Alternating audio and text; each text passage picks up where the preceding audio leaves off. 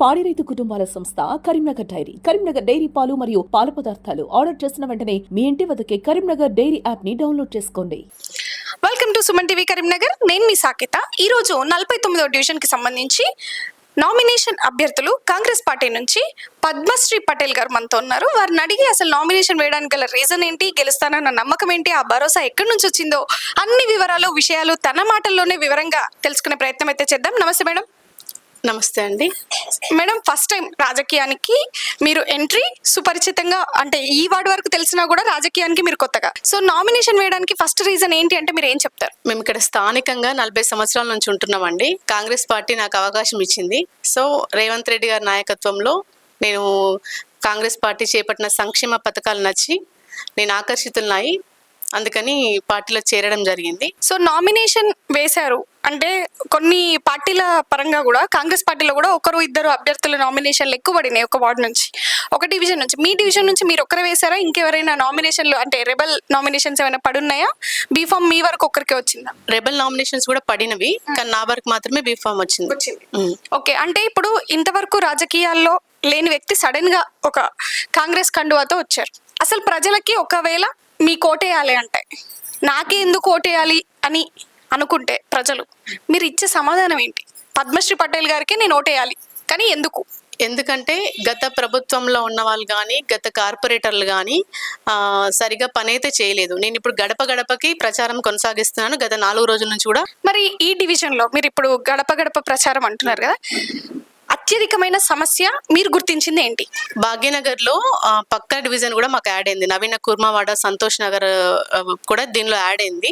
నేను కుర్మవాడలో నడుస్తుంటే కాళ్ళకు బండలు గుచ్చుకుపోతున్నాయి. అంటే కొత్త రోడ్లు లేవు, డ్రైనేజ్ సమస్యలు, ఈవెన్ సీసీ కెమెరా లేదు, చాలా సమస్యలు నేను గుర్తించాను. ఓకే, అంటే వాళ్ళు ఇప్పుడు మీరు ప్రచారంలో చేస్తున్నప్పుడు మిమ్మల్ని గెలిపిస్తానని అంటున్నారా ప్రజలు? అసలు ప్రజల ఆలోచన అంటే మిమ్మల్ని పరిచయస్తులైనా కూడా కొత్తగా మీరు నామినేషన్ వేసిన తర్వాత ప్రచారానికి వెళ్తున్నప్పుడు వాళ్ళ హావభావాలు ఎలా ఉన్నాయి, ఎలా రిసీవ్ చేసుకుంటున్నారు? ఉంది కాంగ్రెస్ ప్రభుత్వం కాబట్టి సంక్షేమ పథకాలు ప్రతి ఇంటికి అందుతున్నాయి. హనుమాన్ గుడి లేని ఊరు లేదు. సంక్షేమ పథకాలు, రేవంత్ రెడ్డి గారి సంక్షేమ పథకాలు అందని ఇల్లు లేదు.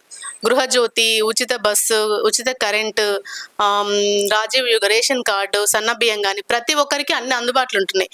అందరు తప్పకుండా అన్ని వినియోగించుకుంటున్నారు.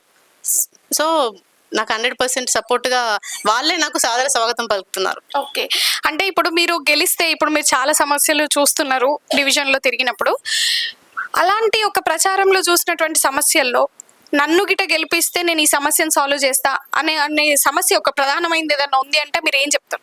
చాలా మందికి రేషన్ కార్డులు లేవు. ఈవెన్ హ్యాండిక్యాప్డ్ వాళ్ళకి, అర్హులైన వాళ్ళకి కూడా వీల్ చైర్స్ లేవు, పెన్షన్స్ రావట్లేదు, డ్రైనేజ్ సమస్యలు ఉన్నాయి. ఈవెన్ మా ఇంటి చుట్టుపక్కలనే ఉన్నాయి.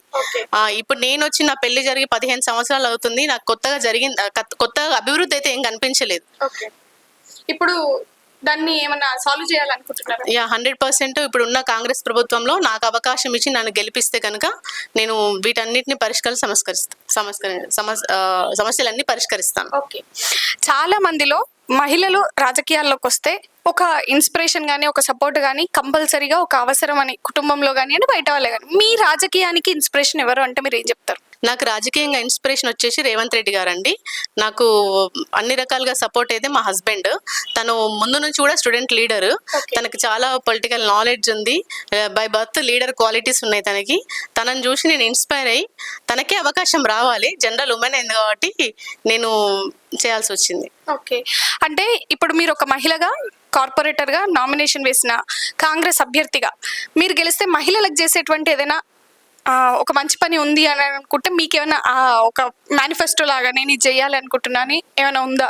ప్రతి ఒక్కరికి, నా ఇంటికి వచ్చిన వారు ఎవరికైనా కానీ, మహిళలందరికీ కూడా నేను నా సాయ శక్తుల అండగా ఉండి ప్రతి సమస్యను నేను పరిష్కరిస్తాను. ఓకే, అంటే ఇప్పుడు చాలా మందిలో ఒక కాంగ్రెస్ పార్టీలో కానీ అంతర్గత విషయాల్లో కానీ చాలా మంది నామినేషన్లు వేస్తున్నారు. బీఫామ్ దక్కి మీరు ఒక కార్పొరేటర్గా మీ యొక్క రాజకీయ ప్రయాణం ఎలా ఉంది? బాగుంది. ప్రభుత్వంలో ఉన్నాం కాబట్టి చాలా మంచి రెస్పాన్స్ ఉంది, చాలా బాగుంది. అంటే ఇతర పార్టీ వాళ్ళు కూడా ధీటుగా బరిలో ఉన్నారు. మరి వాళ్ళందరినీ తట్టుకొని నిలబడగలిగే సామర్థ్యం, ధైర్యం ఉన్నాయని మీరు భావిస్తున్నారా? 100% భావిస్తున్నాను. చెప్పండి. మేము గెలుపు బాటలో ప్రయాణిస్తున్నాం ఆల్రెడీ. అందరూ మాకే ప్రజలు సాదర స్వాగతం పలుకుతున్నారు. కాంగ్రెస్కి జేజేలు కొడుతున్నారు. అధికార పార్టీ కాబట్టి వీళ్ళని గెలిపిస్తే పనులు చేస్తారని ప్రజలే నమ్ముతున్నారు. శ్రీనివాస్ గారు, పద్మశ్రీ పటేల్ గారి మొదటి రాజకీయ ఎంట్రీ, అలాగే ఇప్పుడు నామినేషన్ వేసి కాంగ్రెస్ అభ్యర్థిగా బరిలో ఉన్నారు. మీ యొక్క సంతోషం కానీ అది ఎలా వ్యక్తం చేస్తున్నారు? అసలు ఆవిడ నామినేషన్ వేయడానికి మీరే సపోర్ట్ అని మీరు చెప్తున్నారు, మీరు ఎట్లా ఫీల్ అవుతున్నారు?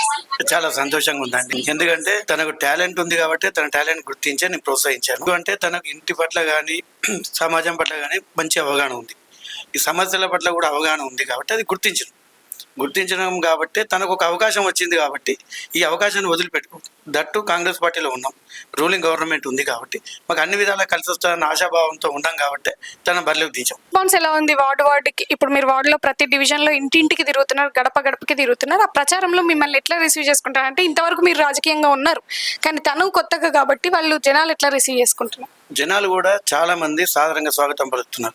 ఎందుకంటే తను కొత్తగా బరిలో ఉన్నా మేము రాజకీయాలకు పాతే గత 20-25 సంవత్సరాల నుండి తెలంగాణ ఉద్యమంతో పాటు మేము రాజకీయాలకు ప్రత్యక్షంగా కానీ పరోక్షంగా కానీ ఉన్నాం.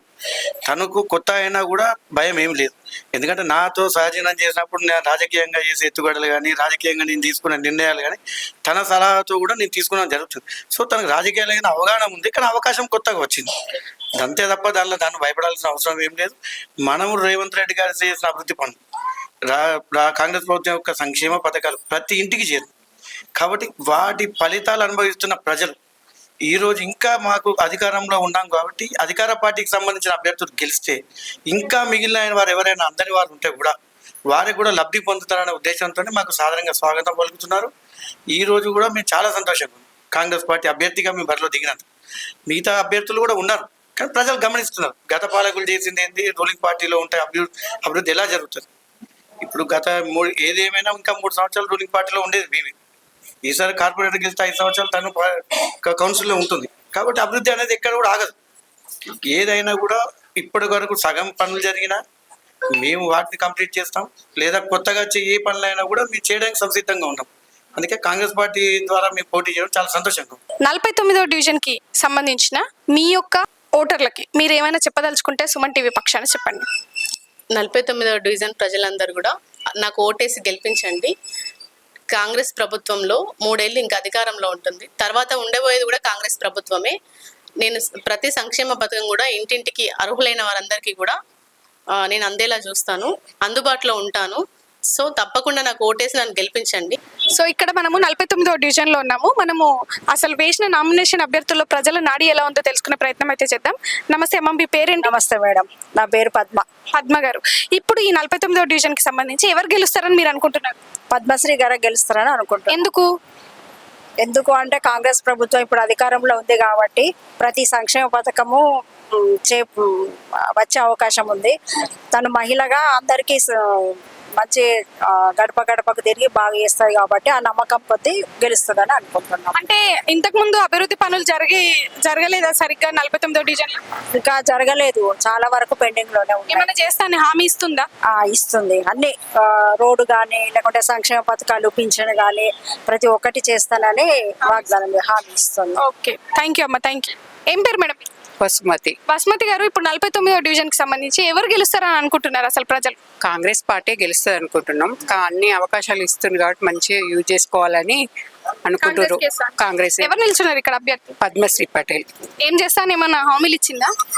ఇచ్చింది, చేస్తా, రోడ్లు క్లీనింగ్ అవి రోడ్లు చేపిస్తా అన్నది. ఒక్కొక్కడ కష్టంగా ఉన్నాయి, అంత డ్రైనేజ్ బాగలేదు, అవన్నీ చేపిస్తా అన్నది.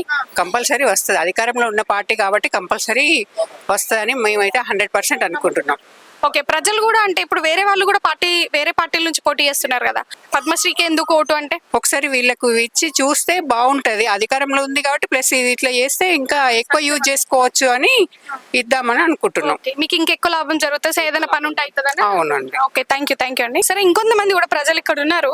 అమ్మ, మీ పేరేంది? నా పేరు పుష్పలత. ఓకే, ఈ 49వ డివిజన్ కి సంబంధించి అసలు ఎవరు గెలుస్తారు అనుకుంటున్నారు? నేనైతే మా మరదలే గెలుస్తారు అనుకుంటాను, పద్మశ్రీ. ఓ, మీ మరదలు అయితే మంచి పనులు చేస్తా అంటుందా? మంచి పనులు చేస్తుంది, మేము సుత చేపిస్తాం. అంటే ఓకే, మరదలు కాబట్టి గెలిపిస్తురా? గెలిపిస్తాను. మామే మా అన్ని పనులు చేపిస్తాం. మామతో పాటుగా మేము సుత పోయి చేస్తాం. చేస్తారా? ఓకే, అట్లా చెప్పిస్తారు కాబట్టి. అంటే మీ తమ్ముడు మరదలు ఇద్దరు కాబట్టి అందరిని గెలిపించమని అందరిని కలిపి అని చెప్తాం. నమస్తే పెడతాం అందరికి. అందరు మా మేము పోయినా కానీ చేస్తామని చెప్తాను అందరు. చెప్తారా?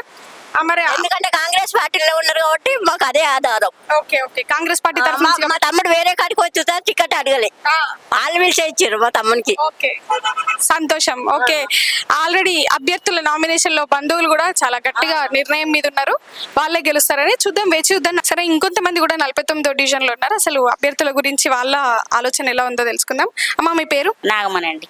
నాగమణి గారు, ఇప్పుడు 49వ డివిజన్ కి సంబంధించి ఎవరు గెలుస్తారు అనుకుంటున్నారు?